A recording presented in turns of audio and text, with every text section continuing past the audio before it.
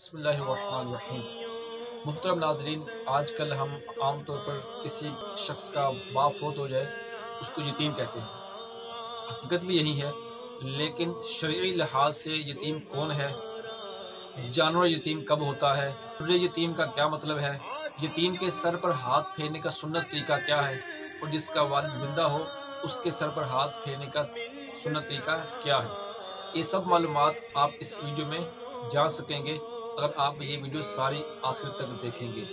تو یہ معلومات حاصل کرنے سے پہلے ہمارے چینل کو سبسکرائب کیجئے اور اس کو شیئر بھی کیجئے اور اپنے کمنٹ بھی نیچے دیجئے تاکہ آپ کو ہماری مزید معلوماتی ویڈیوز مل سکیں۔ یتیم کے ساتھ حسن سلوک کرنے کے حوالے سے حسن اخلاق کا پیکر نبیوں کے تاجور صلی اللہ تعالیٰ علیہ وآلہ وسلم کا فرمان روح پرور ہے، مسلمانوں کے گھروں میں بہترین گھر وہ ہے جس میں یتیم کے ساتھ حسن سلوک کیا جاتا ہے، اور مسلمانوں میں بدترین گھر وہ ہے جس کے اندر یتیم کے ساتھ برا سلوک کیا جاتا ہو۔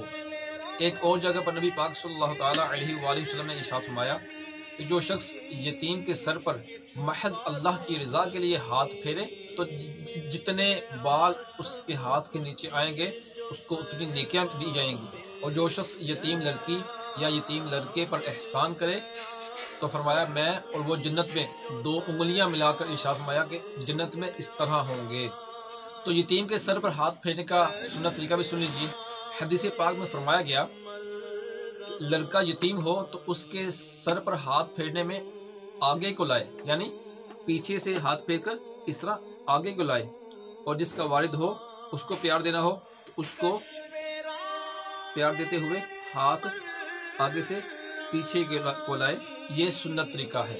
یاد رکھیے شرعی اصطلاح میں یتیم وہ ہے کہ جس کا نابالغی کی حالت میں باپ فوت ہو چکا ہو تو یتیم ہے۔ جب وہ شخص بالغ ہو جائے گا تو شرعی اصطلاح میں یتیم نہیں رہے گا، اب اس پر یتیم کے حکام نہیں آئیں گے۔ بچہ یا بچی جب تک نابالغ ہوں تب تک یتیم رہیں گے، جب بالغ ہو گئے تو یتیم نہ رہے۔ اسی طرح جانور کی ماں جب مرتی ہے تب جانور یتیم ہو جاتا ہے، اور جو سیب میں موتی اکیلا ہو اسے در یتیم کہتے ہیں، یہ بہت ہی قیمتی موتی ہوتا ہے۔ تو محترم ناظرین، یہ تھی ہماری آج کی معلوماتی ویڈیو، اس کو زیادہ سے زیادہ شیئر کیجیے تاکہ علم دین آگے پھیلے۔ بہت بہت شکریہ۔